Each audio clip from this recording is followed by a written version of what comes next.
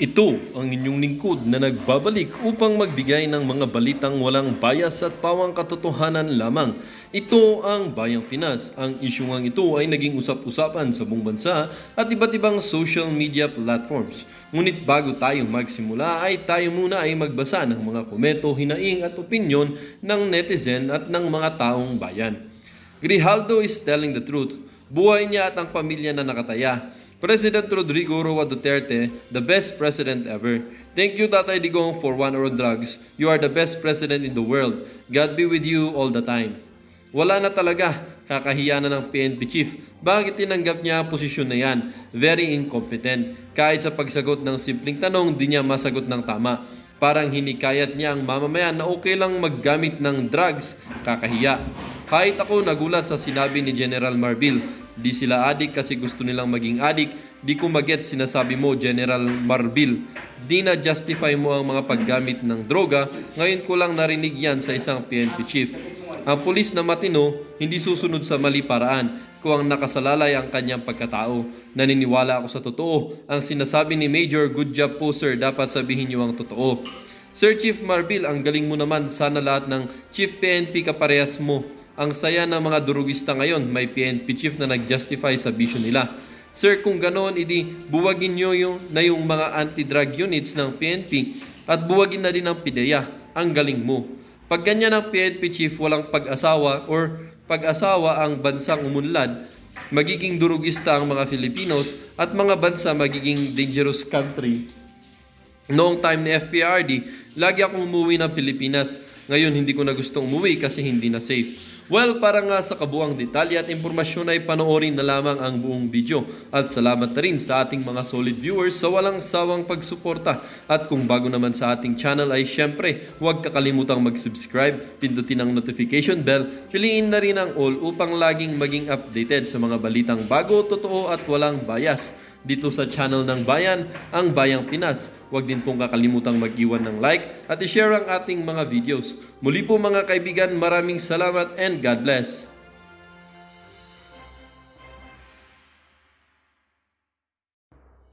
There's no comparison eh. Remember, ang drugs kasi based on sa economy natin eh. Ang drugs kasi mga tao dito, just remember, no? So, yung drugs daw based on our economy. Bakit na dama yung economy natin sa drugs? Are we already being controlled by government?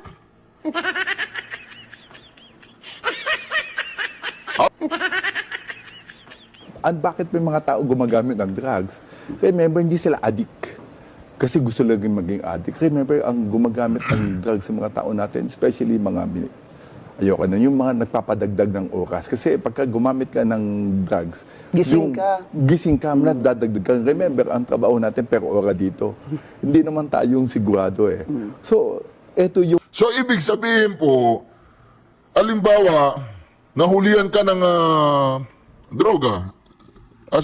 Sabihin na natin, sabihin mo lang kay Marbil, sir, mag-overtime sana ako eh. Kaya babatak muna ako para hindi ako makatulog. Yan ba ngayon ang kalakaran sa Administrasyong Marcos? Na kapag gusto mong bumatak, sabihin mo lang mag-overtime lang sir, hindi po ako adik. Ganon? Ganon yun, General Marbil. Hindi, tanong lang. Kasi kada taong makapanood sa sinabi mo, parang i-justified natin dito, yung nagtatanong lang kami, General, ha? Kailangan kung pwede, liwanagin mo to kasi maraming mga kabataan ang makakapanood nito at makakadinig na parang hindi naman sila adik. Ano lang, gusto lang nila mag-overtime. Yan ba ang explanation sa'yo ni Marcos Jr.?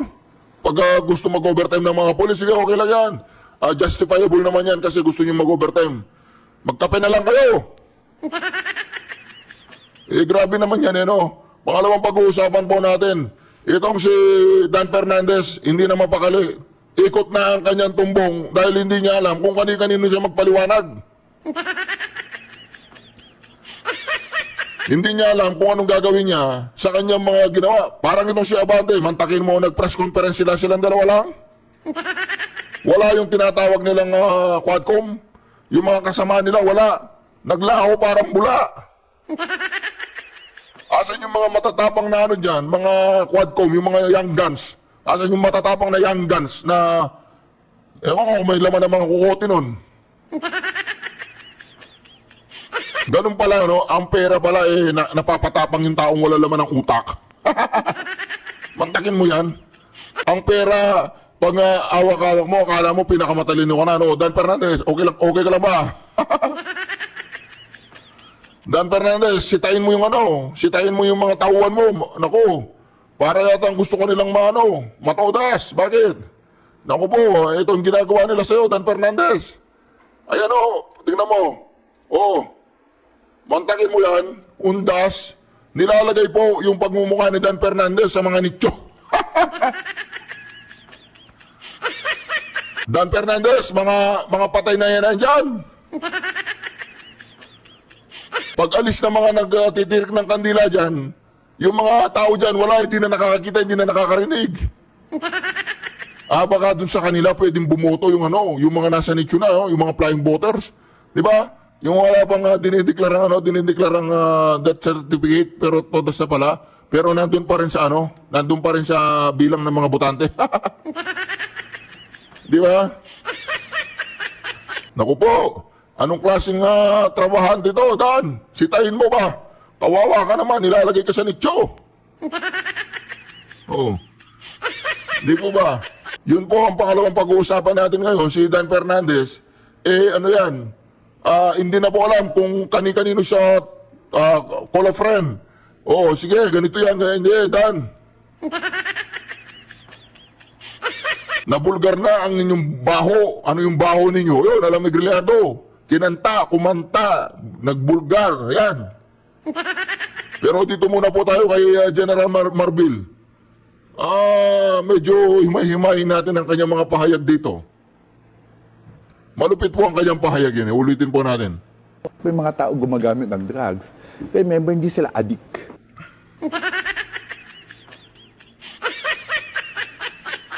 Kaya dito mga ka-reaction, nakikita natin dito, yung explanation kay Marbil, sino ba may ako nito? DILG dati. Si Abalos! Si Abalos, baka ganito. Tawagan nga si Abalos kung ganito yung explanation niya dito sa taong to. Si Google Boy. Anong paliwanag mo na naman? Ito. Sinong tinawagan niya? Meron siyang tinawagan ngayon. Sa ating pong panayam na ito. Alright. Pero doon pa lang sa simula, sinasabi na ni Kong Dan, talagang sasagot daw siya para nga depensahan din daw ang kanyang sarili dito nga sa mga akusasyon kahapon po nitong si Police Colonel Hector Grijaldo. Andiyan na ba siya? Okay, let's Eto try na, it again. nagbabalik. Congressman, sige nga po, inaamin po ninyo kaninyo na siya ay inyong pinatawag sa isang room? Bago po natin natuloy yan, pinatawag siya sa isang room, si Grijaldo. Tingnan natin kung ano yung pahayag ni Grijaldo, ha? Teka lang, saan ba yun? Congressman, sige nga po, inaamin po ninyo kaninyo na siya ay inyong pinatawag sa isang... Doon muna tayo pinatawag, ha? Mga ka-reaksyon. Ito, Dan Fernandez put the paper he was holding on the table and told me, ito ang sasabihin mong statement na ito. While pointing on the paragraph on the paper, ito ang supplemental affidavit ni Colonel Garma. Sabihin mo, alam mo ang reward system. I-confirm mo lang, Mr. Chair. palagay po ba ninyo sa paraan ng pagsasalita ni Grijaldo nagsisinungaling siya? I-comment po niyo sa comment section, ha? Kung sa palagay ninyo, yung pagsasalita ni Grijaldo ay nagsisinungaling siya. Pero bago po natin ituloy yan, huwag niyong kalimutang mag-subscribe dahil meron po tayong target. Meron po tayong target na kapag nakuha po natin ang ating botones dito sa YouTube, ibibigay po natin sa ating Pangulong Duterte doon sa Davao. Ayan. Ito po yung ating gustong gawin sa ating channel. Ayan po. nakuha na po natin ang ating silver play button ng YouTube. Kung makikita po ninyo, Reaction TV PH. Tapos nakasulat po dyan, thank you President Mayor Duterte. So dadalhin po natin sa Davao yan. Pero bago po natin dadalhin sa Davao yan, para isang beses na lang ang dalahan, ihintayin po natin umabot tayo dun sa gold play button para dalawa po ang ibibigay natin sa kanya, no? Doon sa pangalawa po, yung buong pangalan niya, Rodrigo Roa Duterte. The best President of the Philippines. Yun po ang isusulat natin doon. Kaya kung hindi pa po kayo nakasubscribe, huwag niyo pong kalimutang mag-subscribe, i-like at i-share po ang ating video para po mas lumawak ang ating komunidad dito sa YouTube. Maraming salamat po. Ayan po, tuloy na natin. Isang room? Oo, doon sa may likod doon kasi may mga kami doon kainan doon sa room doon. So doon namin siya na imbitahan. At yun na nga kasi yung sinasabi nga ni Colonel Garman, kaibigan niya si Colonel Grijaldo at yung mga kapagpatulay sa mga sinasabi niya na kung pwedeng kausapin dahil hindi niya nakakausap. So sabi namin, sige, hindi naman, di patawag niya. So nandun na kami sa loob. Yun na nga at sinasabi namin kung totoo yung mga sinasabi. Meron ako mga exit number 17 yun, sinabi ko. Diba, sinabi Sandali, Kong Dan. Hello, Kong Dan. Sorry po talaga. I beg for your understanding and indulgence. Ano po, sandali lang po. Opo, mukha talagang may problema yung ating linya. Baka pwede mo na nating ibaba. Para magkaroon tayo ng bagong tao. Baka naka-headphone or naka-ear yung Hindi, uso ngayon, muffled talaga yung signal. Tignan talaga natin, may baka problema. pwedeng diretso na si Kong Dan sa kanyang telepono. Sige, antayin lang po natin kaunti mga kapatid, ano? Sige po. Ayun na nga po. Sinasabi natin ang mga bagay na wala tayong kontrol, pero meron tayong kontrol sa ating emosyon. Amen. Intindihin natin itong mga bagay na ito na may problemang technical. Kami po lamang ay may mga importanteng paalaala. Diyan po lamang kayo, ha? Kasi nga po, pagkatapos mo ng ating panayam, hopefully po, handa na po ang ating edisyon ng Think About It Today at ang ating pong winner para po sa ating What's On Your Mind. Again, it's a beautiful Tuesday morning. Siyempre, laging beautiful yan. Ganda kaya ng partner ko. Ay, thank you naman kung ganoon. Pero mas, Nandiyan na? ito na, sabi ko sa'yo, tinanggal ang headphones. Okay. Naka-headphones. Balikan Huwag natin. mo akong sisihin. Hindi mo naman Sabi ko sa'yo, nag-headphones. baby. Sinisisi mo ko eh. Ito na, mas malinaw na para sige, mas okay. mapakinggan. Kong Dan, good morning. Okay. Natuwa naman ako sa usapan nyo. Magandang umaga uli. Napatawa mo si Kong Dan. Okay, Ito na. sige po. Maliwanag na, maliwanag na Ayan, ako. sige. From the start, go. Go ahead, Congressman. Opo. Yan, opo. So, nung nakiusap si Colonel Garman na kausapin si Colonel Grijaldo kasi nga, kaibigan nga daw niya. So, yun nga, pinatawag namin doon sa may likod para at least malaman kung totoo yung mga sinasabi ni Colonel Garma about doon sa kanya ticket. So, sinabi naman niya na wala siyang alam doon sa reward system. As a matter of fact, Manong Ted DJ siya, inibitahan namin si Grijaldo precisely doon sa General Barayuga case. Yung pagpatay kay General Barayuga dahil siya ang chief of police ng Mandaluyong. So, unfortunately, nagulat kami nang umapir siya doon sa Senado at sinasabi nila na meron silang bombshell about doon sa amin. At ito pala yung bombshell nila. I think we're not giving so much importance. Ito po, bago po natin ituloy ang sinasabi ni Dan, halatang halata po siya na talagang naguugas ng kamay at nililinis ang kanyang sarili. Kasi detalyeng sinabi niya, ganyan. Yan po ang yan ang sinyalis ng merong mga kasinungalingan sa sinasabi ng isang tao. Dito sa pahayag ni Grijaldo, pakinggan po ninyo siyang magsalita, ha? Pakinggan niyo magsalita. Dan Fernandez put the paper he was holding on the table and told me, ito ang sasabihin mong statement na ito. While pointing on the paragraph on the paper, ito ang supplemental affidavit ni Colonel Garma. Sabihin mo, alam mo ang reward system. I-confirm mo lang, Mr. O, di ba? Detalyado. Halatang halata na nagsasabi siya ng totoo. Bago po natin ipagpatuloy yan, ano ba yung sinasabi nilang subornation of perjury? Sinaliksik po natin yan na mahabang panahon habang tayo po ay nag-aaral doon sa malayong lugar ng Tralala. Ito po, ang subornation of perjury. Ayan po ang baka magalit po siya, no?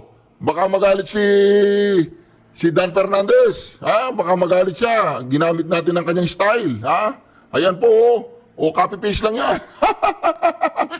Ang galing po ni Dan Fernandez pag siya po ay nag-research. Ano lang, Google lang. Lawyer na. Mag-Google ka lang, magiging lawyer ka na. Ganun ba? Ganun. O yan. Ano bang ibig sabihin ng subornation of perjury? Nako, ba nawawala?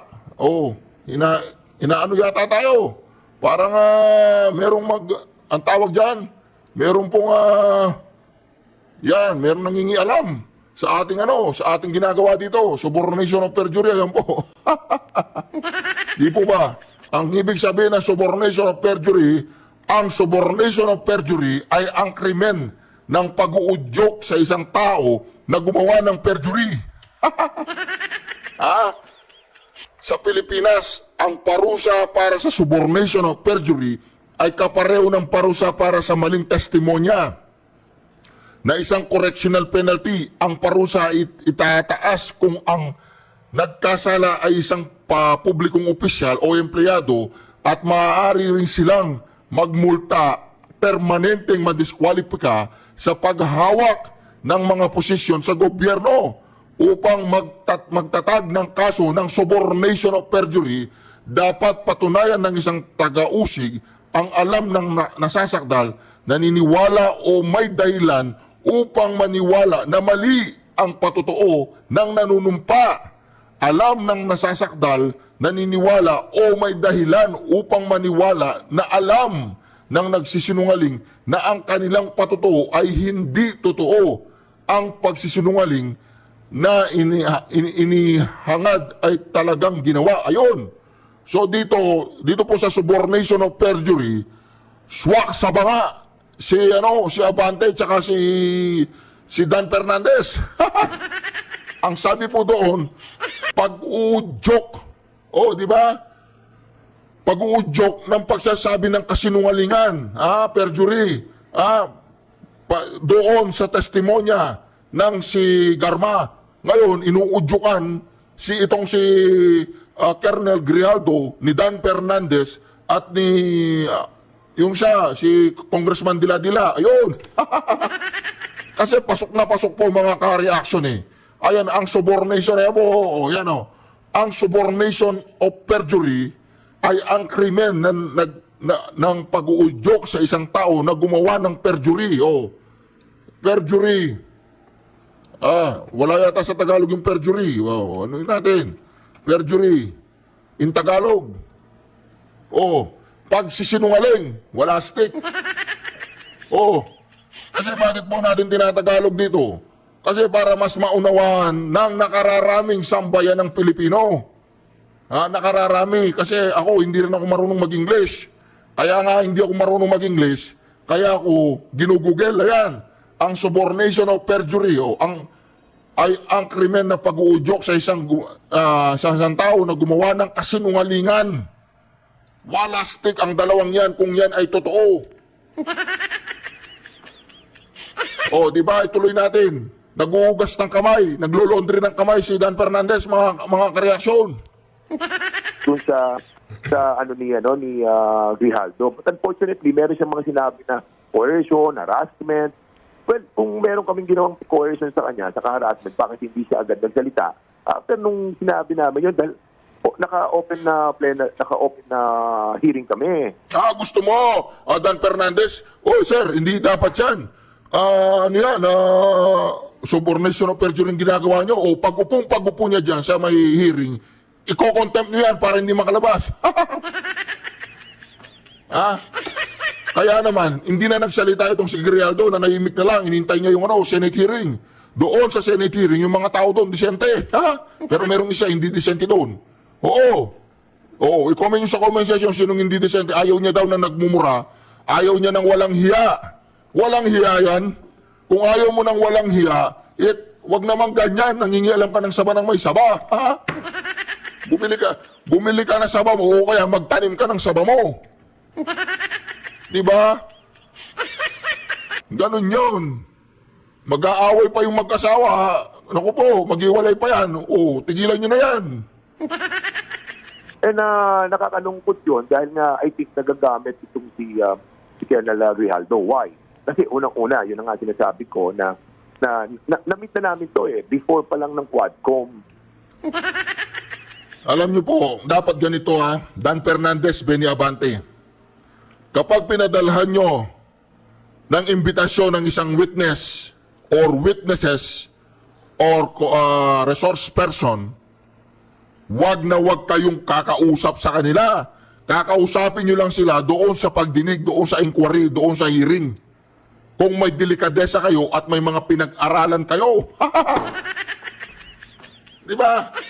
Kasi katulad niyan, pwede niya kayong kasuhan. Eh hindi. Umuusad na yung kaso nyo. Ginagawa na ni Panelo yun.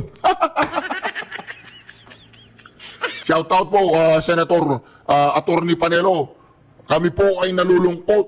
Hindi po kayo tumakbo after 3 years.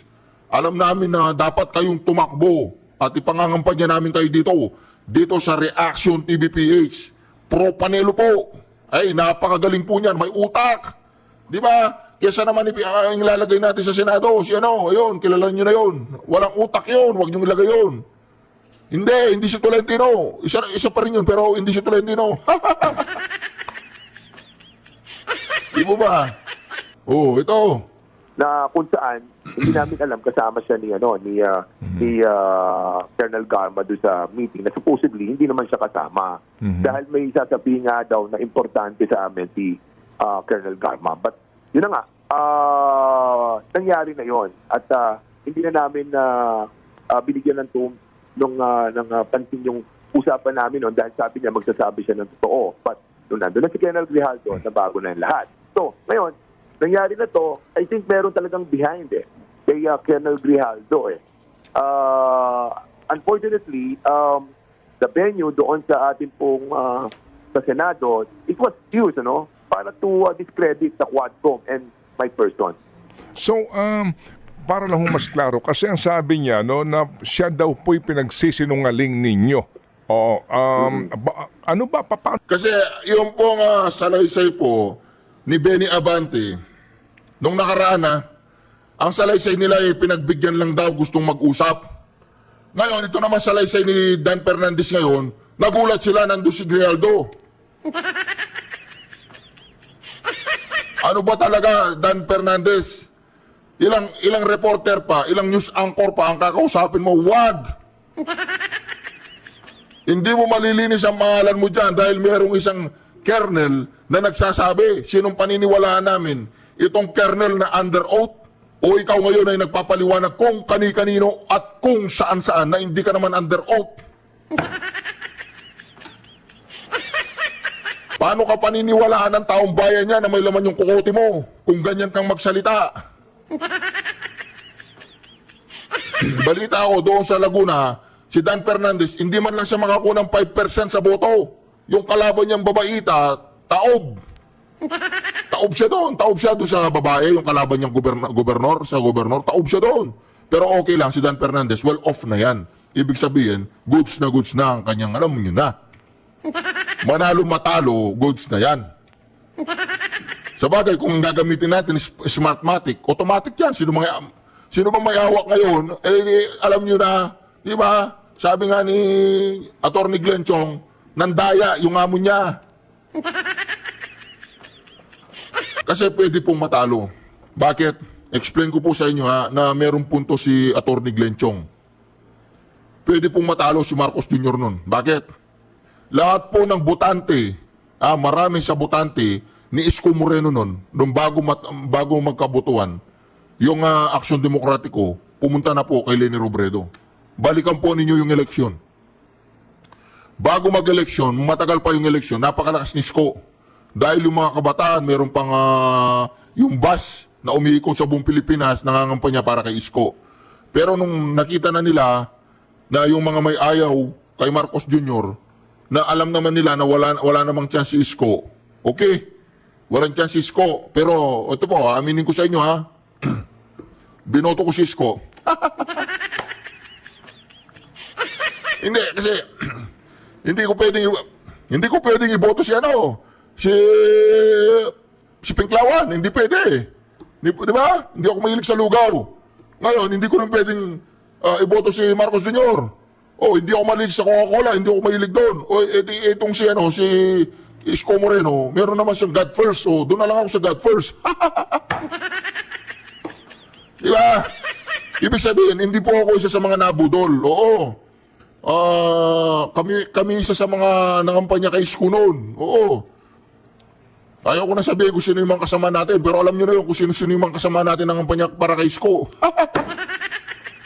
Pero hindi po ako bumitaw. Binoto ko po si Isko. Ano yan? Straight yan. Isko. Vice Presidente si Inday Sara. O, tapos senador. Kaya lang umatras si Marcoleta, number 1 yan eh. Binoto ko senador. Si Panelo. Basta lahat ng may utak, binoto ko kasama si Robin Padilla. Di ba ba? Ay, hindi ko binoto yung bobo. Si Gadon. Iboboto mo si Gadon. Ako po. Si Gadon, dating attorney Gadon. Former attorney yan eh. So, dating attorney Gadon, manahimik ka na boy. Wala na, huli na yung amo mo. Yeah, sigaw ka sa daan, mga magbobo-bobo ka ngayon sa daan, may sasapak sa'yo, wag mo nang gagawin yon. Ha? Wag mo nang gagawin magsisigaw sa labas ng bobo-bobo. Ay, matatanggal ang... Wag. Attorney ka pa namang natawagan, pero makukuha mo ulit yung yung lisensya mo, wag kang mag-alala. Habang presidente si Marcos Jr., trabahuin mo na yan. Ewan ko lang kung matatrabaho mo sa mga kasama mo sa bar. Ay, napalayo na tayo. Balik tayo kay Dan Fernandez. Baka makatakas. Okay, Dan Fernandez, tawagan mo lahat ng mga dyan, lahat ng mga reporter, tawagan mo sila lahat, magpaliwanag ka sa kanila. Walang mangyayari, Brad, kasi nga, hindi ka naman under oath. Tsaka itong si Grillardo, hindi ka na, kahit ipatawag nyo pa sa Kongreso yan, at i-contempt nyo yan, walang problema kay Grillardo. Oo, sa patay na yan.